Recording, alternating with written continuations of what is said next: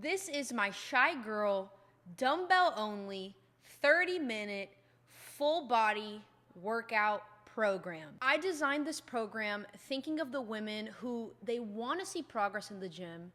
They want to get stronger. Maybe they want to look more toned. They just want to feel more confident in both how they look, but then also confident in that they're taking better care of themselves. But they don't have much time to spend, and they want to make sure that what they're doing is time effective and actually working. Now, before we get into the workout themselves, this is going to be the intro video. So this is going to be a 3-part video series.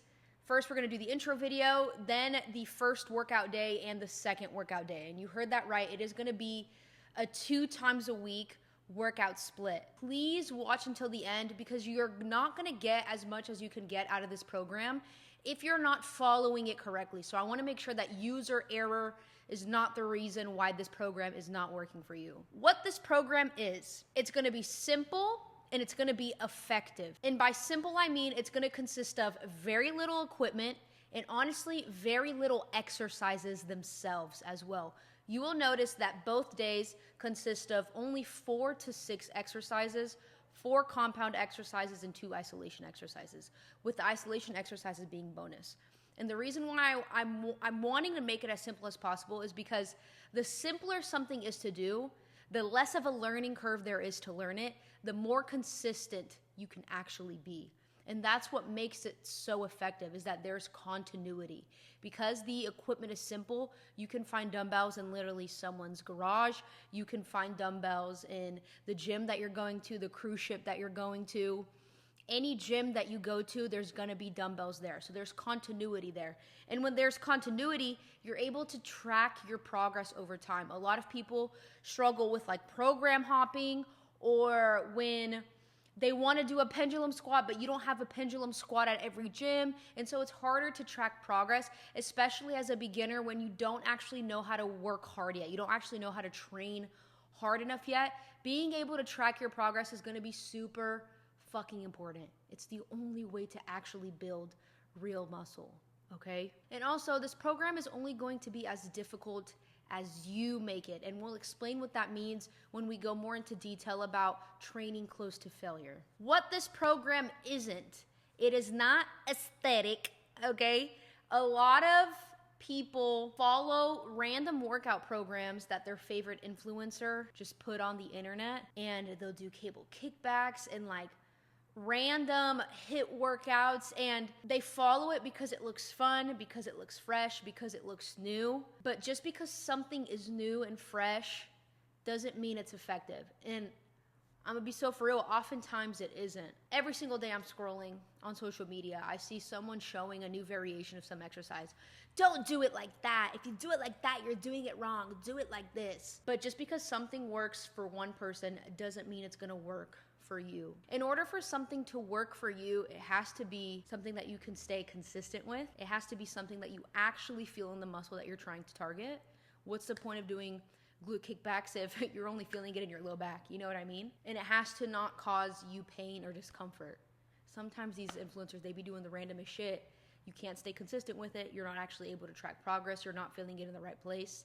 And that's kind of my beef that I have. Not all fitness influencers like this. And I feel like a lot of fitness influencers we're more up with the times now, and we know what works and what doesn't work, and we're less willing to deceive people, but there is still a lot of misinformation out there. So just because this program isn't aesthetic, and just because it isn't something different every week, doesn't mean it's not working, doesn't mean you can't do it. And in fact, not only is this program not aesthetic, it's also not boring, and that goes exactly with what I was just saying. If you are bored, you are not paying close enough attention. Because the fun of training is not from always doing something different. The fun of training is being able to do the same thing over and over again so that you can actually see your strength improve from week to week to week. Every day I show up to the gym, I ask myself, dude, I wonder how much stronger I am this time. I wonder how many more reps I'm going to do this time. I wonder how much more weight I'm going to be able to do this time. That's what the fun of strength training is. So yeah, doing the basic bread and butter exercises that you've seen over and over, the squat, the shoulder press, the chest press, the hip thrust, Doing that over years, that's what's gonna work when it comes to building muscle. You have to be able to stay consistent because it's the only way to see true progression. Capiche? Now, the secret recipe for getting the most out of this program. First thing on the list, it's gonna be intensity. You get what you give, okay? For a long time, I used to get lost in the sauce of I need to do exactly 3 reps of 15 for each set. But if you're doing 3 reps of 15 and you match 15 all 3 sets, that tells me that you are not training hard enough. If you are training hard enough, most of the time, you're not going to be able to reproduce the same number of reps for each set.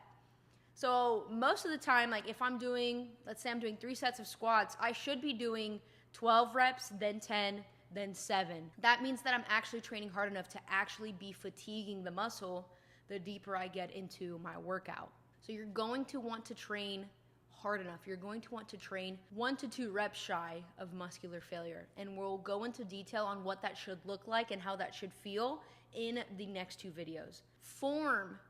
Your form has to be slow, controlled, and you're actually getting the full range of motion. Again, I will show you what that looks like in the next 2 videos. But a lot of people, they will do ego lifting where they'll cut their range of motion in half and they'll just kind of fling the weight around and use momentum and they look intense and badass.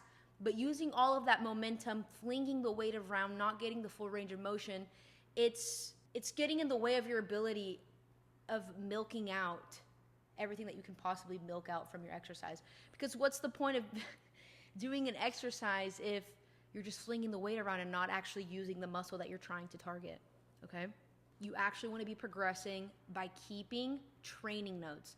I'm going to link your very own tracking sheet. It's going to be a Google Sheets tracking sheet in the show notes, not only of this video, but in the following 2 videos as well. You can't manage what you don't measure.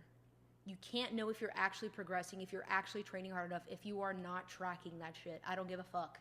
You're going to want to track, oh, but Marina, using the Google Sheets on my phone is really cumbersome and annoying. Suck it up. There's a bit of a learning curve because the Google Sheets isn't the most user-friendly on your phone, but it's so easy to use. I access my elaborate as fuck Google Sheets through my phone all the time. You just have to zoom and mess around with it. You can figure it out. I believe in you. And just keep in mind that as a beginner, you're going to be able to progress more quickly. So you might be seeing yourself going up in reps or in weight every single week as you're still learning how to train heavy.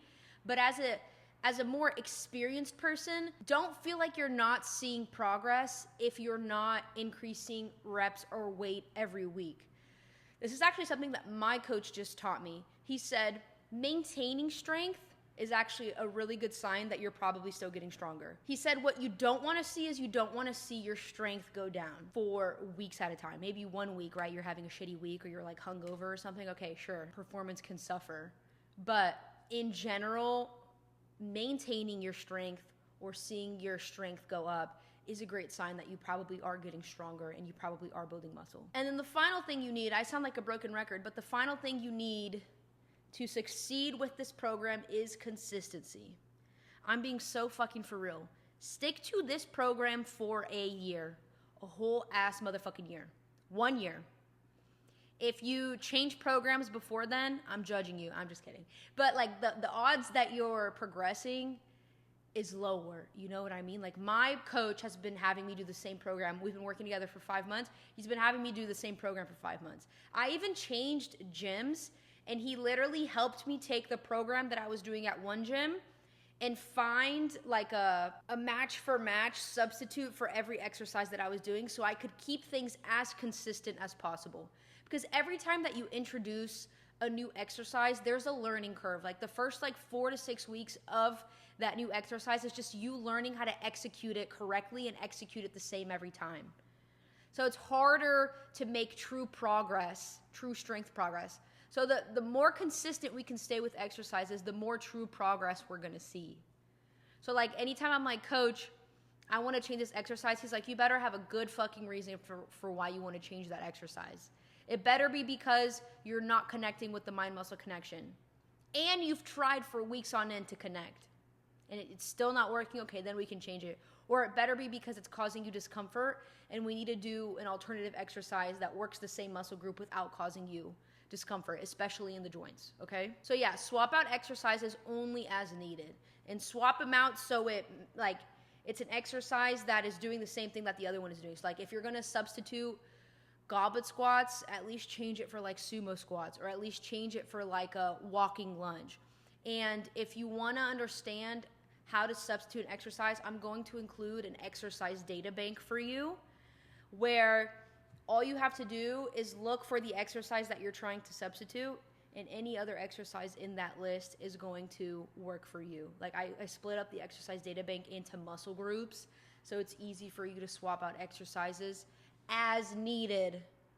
I need to really reinforce that, as needed. Okay, now that we know how to actually use the program effectively, let's get into the juicy stuff. Let me teach you the workouts themselves. I'll see you guys in the next 2 videos.